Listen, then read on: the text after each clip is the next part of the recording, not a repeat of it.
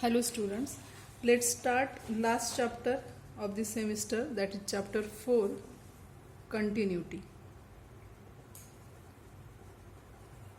So first of all, what is definition of continuity? So any function, let us consider A subset of R. A is a domain and C belongs to A is a cluster point of A. Then function f from A to R is said to be continuous at C if first point limit of f of x as extends to C exists, second point f of C exists, and third point limit of f of x as extends to C is equal to f of C. So any function f from A to R, A is a subset of R, okay, A is subset of R, C is a cluster point of A, then this function is said to be continuous at point C. This function is continuous at point C if these three conditions are satisfied.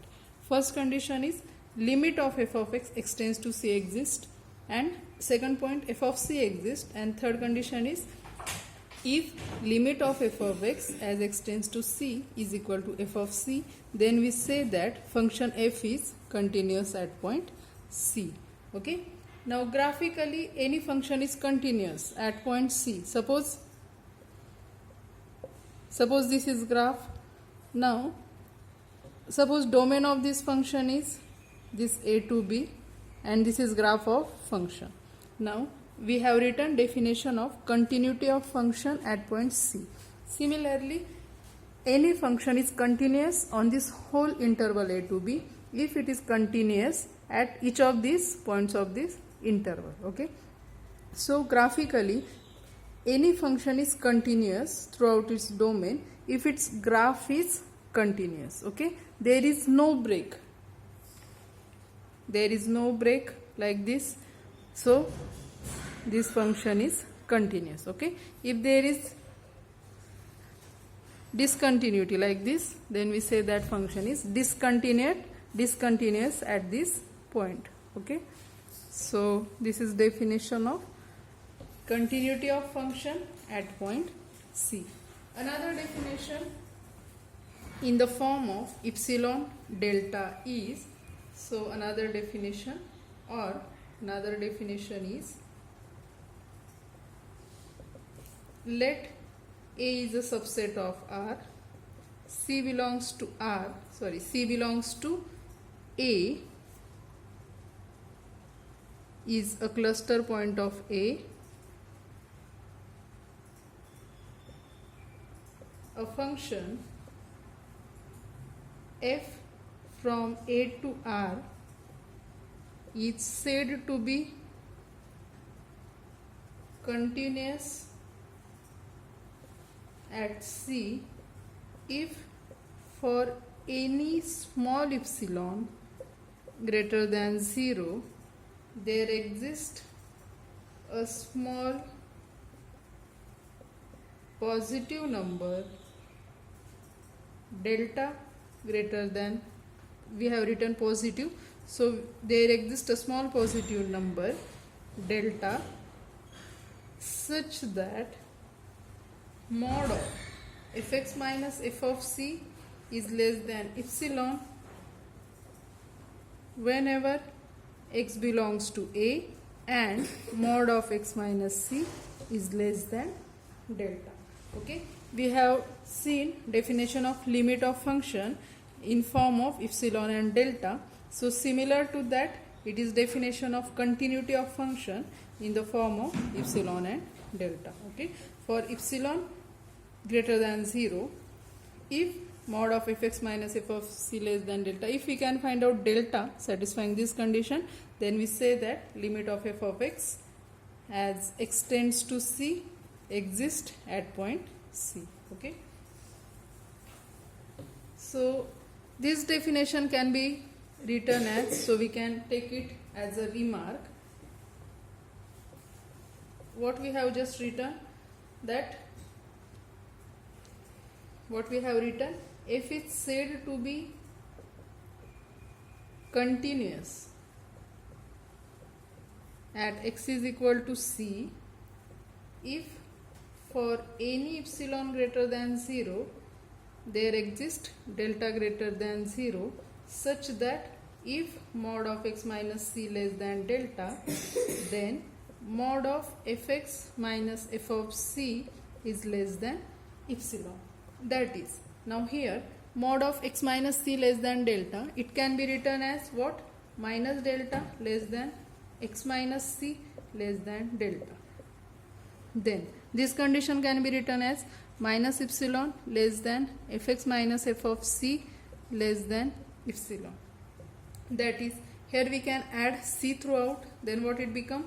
C minus delta less than x less than c plus delta. Then here we can add f of c throughout, so f of c minus epsilon less than f of x less than f of c plus epsilon. Okay, and here this x belongs to c minus delta to c plus delta, means what? This implies x belongs to which interval? C minus delta comma c plus delta. If x belongs to this interval, then here this fx belongs to which interval? Fx belongs to interval f of c minus epsilon comma f of c plus epsilon. Okay, if x belongs to this, then f of x belongs to this. But what is this actually? That is, if x belongs to, now c minus delta to c plus delta, this is what? Neighborhood with center c and radius delta, which can be written as n delta c. Then here fx belongs to this, and what is this actually? This is neighborhood with what? Center f of c and radius epsilon. Then f of x belongs to n, what is radius? Radius is epsilon, and what is center? Center is f of c. Okay, so any function is continuous if for epsilon greater than 0 there exists delta, such that if x belongs to n delta c, then f of x belongs to n epsilon f of c. That is about definition of continuity. Okay. Now, if we consider about the function defined on the finite set, then that is always a continuous function. So we can take it as a note. So note 1, every function defined on a finite set is continuous. Every function defined on finite set means if the domain of the set is finite set, then that function is always continuous function. So using this fact we can say that any function defined on set of natural number is continuous function. And we know that sequence of real number is what? What is sequence? Sequence of real number is a function from set of natural number to set of real. Means it is finite set. So this function, this will also be continuous using this note 1. Therefore the sequence of real number is also gives continuous function. So that is our second note, that any function defined on the set of natural numbers is continuous. Okay, as every function defined on finite set is continuous, so we can say that any function defined on set of natural numbers is continuous. Okay, this is second note. Every function defined on finite set is continuous. Here second, moreover Second note, moreover, any function defined on set of natural number is continuous. And we know that sequence of real numbers is a function from set of natural numbers n to the set of real numbers r. Therefore, sequence of real numbers is a continuous function. Okay, that is about continuous function. Now, what is discontinuous function? Now, if function f is not continuous at point C, then we say that function f is discontinuous at point C. So, take it as a third note. If f is not continuous at point C, then we say that f is discontinuous at point C. Okay. Now let us solve some examples of continuity of function. First example, discuss the continuity of f of x at x is equal to 0, where f of x is equal to e raised to 1 upon x minus 1 upon e raised to 1 upon x plus 1 if x is not equal to 0, and it is 0 if x is equal to 0. So let us solve it. What is given? We have to discuss continuity of this function. Function is given at which point? At x is equal to 0. Means we have to check. What we have to check? We have to check limit of f of x as x tends to 0. That should be, if it is same as f of 0, if limit f x as x tends to 0 is f of 0, then we will say that the function is continuous at point 0. And what about limit? We have seen in last chapter that limit of function at x tends to c exists if its left hand side limit and right hand side limit is same. Means we can write it as limit of f of x as x tends to 0 minus is equal to limit of f of x as x tends to 0 plus is equal to f of 0. If this happen, then we say that function is continuous at point 0.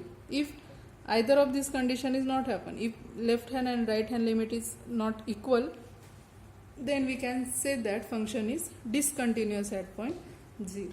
So let us find out left hand and right hand limits. So in solution, limit of f of x as x tends to 0 plus is equal to limit x tends to 0 plus.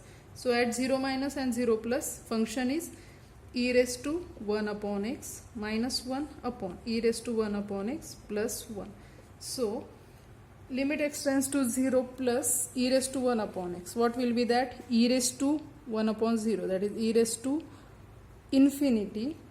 So here we get infinity upon infinity. So let's take e raised to 1 upon x common. So limit x tends to 0 plus e raised to 1 upon x common, means here will be 1 minus 1 upon e raised to 1 upon x upon, let us take e raised to 1 upon x common here, 1 plus 1 upon e raised to 1 upon x. So this will get cancelled, e raised to 1 upon x, e raised to 1 upon x as x tends to 0. What will be here?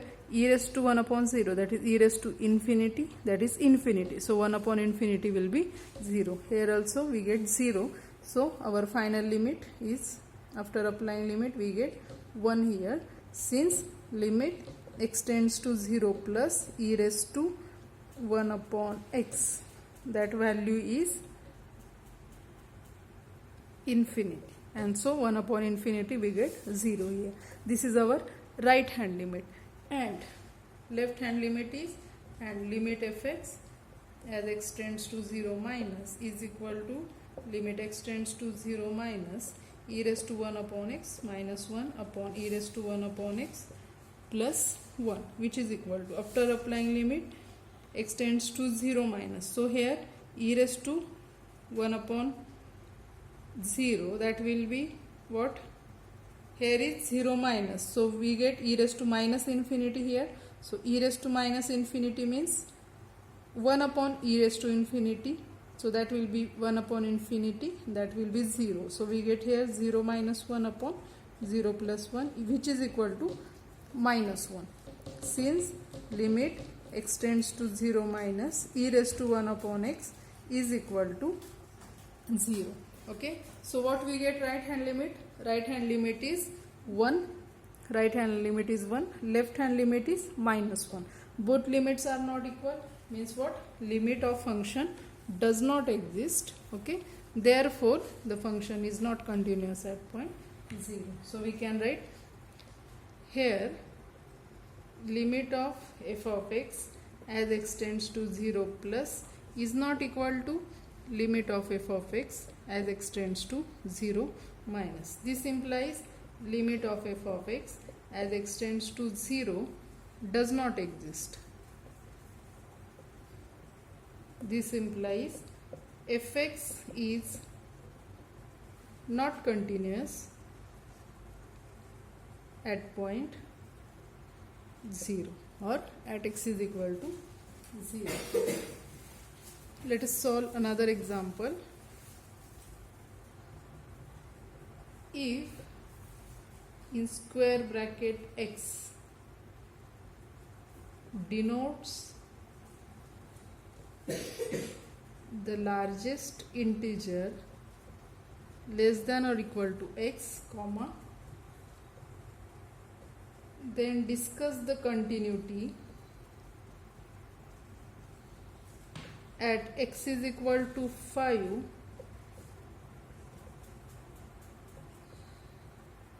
for the function f of x is equal to x minus integral part of x for all x greater equal 0. Now what we have to do? What is given? In square bracket x denotes what? Largest integer less equal x. That integer must be largest but less equal x. Then we have to discuss continuity at which point x is equal to 5. This function is given. Okay. So what we will do? We will find out left hand and right hand limit of function at point x is equal to 5. So let us find out left hand limit. Limit of f of x as x tends to 5 minus is equal to, what will be that? Limit of x tends to 5 minus, what is our function? Function is x minus integral part of x. Now x tends to 5 minus means what? If it is 5, x tends to 5 minus means x approaches 5 from the left hand side, means x is less than 5. Okay, here is we will apply x to 5 directly, 5 minus. Now x is here, x is less than 5, and what is this part? It is largest integer less equal x. So here will be 4. So this is our x in this case. So largest integer less than or equal to. So less than x, this is largest integer. So after applying this limit we get 1.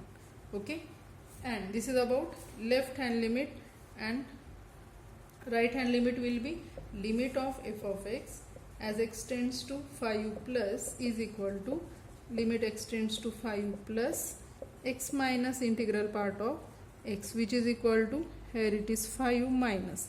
Now x tends to 5 plus means x approaches 5 from right hand side of 5, means x definitely greater than 5. So in this case what will be integral part of x? Largest integer less equal x, less equal x, which is largest integer, it is 5.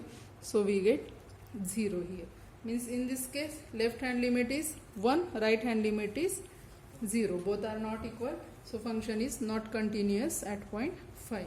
So we can write here limit of fx as x tends to 5 minus is not equal to limit of fx as x tends to 5 plus. Therefore fx, as this limit does not exist, therefore fx is not continuous at x is equal to 5. Okay. Next example.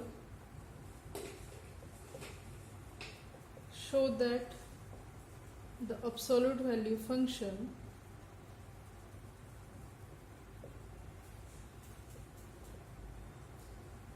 f of x is equal to mod x is continuous at every point C belongs to R. We have to show this absolute value function is continuous for every real number. So in solution, by definition of continuity, what we have to show? By second definition of continuity, mod of, what is given function? Mod of f of x, that will be f of x is mod x minus mod c is less than epsilon whenever mod of x minus c is less than delta. Okay, so we have to show this part. So but before that we know the result. Which one? Mod of mod x minus mod c is less equal mod of x minus c. Okay, therefore using this result we have this part is already less equal this. So if we show that this part is less than epsilon is equal to delta, then definitely this will be less than epsilon and this will be less than delta. Therefore we have mod of mod x minus mod c less than epsilon whenever mod of x minus c is less than epsilon. We have taken here delta is same as epsilon. Therefore using this the definition of continuity is satisfied. Therefore fx is equal to mod x is continuous at every point C belongs to R. Okay. Another example.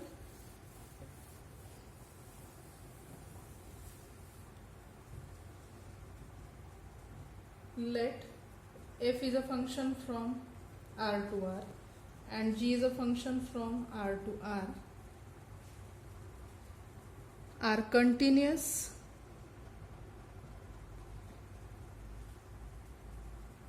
at a point C.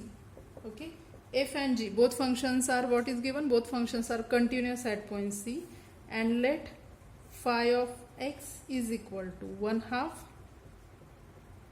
fx plus gx plus 1/2 mod of fx minus gx for all x belongs to R. Show that phi of x is continuous at x is equal to C. So what is given? First of all, two functions are given, f and g, both are continuous function. Another function phi x is constructed from fx and gx. We have to show this phi x is continuous at point x is equal to C. Now here among these functions f and g there are two cases. First is either fx is greater or equal gx, another is either fx is less equal gx. So first case is if fx is greater or equal gx, then what happen? This implies what? Fx minus gx will be greater or equal 0. What this implies? Fx minus gx greater or equal 0 means what? Mod of. So mod of fx minus gx will be fx minus gx. Okay, therefore what will be phi of x? Phi of x is 1/2 fx plus gx plus 1/2 mod of fx minus gx. That is, what happened here? 1/2 fx plus gx plus 1/2 mod of fx minus gx is, that is also fx minus gx. So 1/2 gx minus 1/2 gx will get cancelled. Half fx, that is fx. This is our f of x. This is our phi of x. Okay. In first case, phi of x is same as f of x. In second case, if fx is less equal gx, what this implies? Fx minus gx is less equal 0. What this implies? Mod of fx minus gx, that will be same as minus of fx minus gx. Okay, so it is minus of fx minus gx. Therefore what will be our phi of x? Therefore phi of x is 1/2 fx plus gx. Okay, this is minus. Mod of fx minus gx is minus of this, so let us take this minus sign here, and it is fx minus gx. So 1/2 fx minus 1/2 fx will get cancelled, and half gx plus minus minus plus half gx will be gx. So in first case our phi of x is fx. In second case our phi of x is gx, and we know that fx and gx both are continuous at point c. That is already given. Therefore we can say that the function phi x is continuous at point c. Okay, so we will write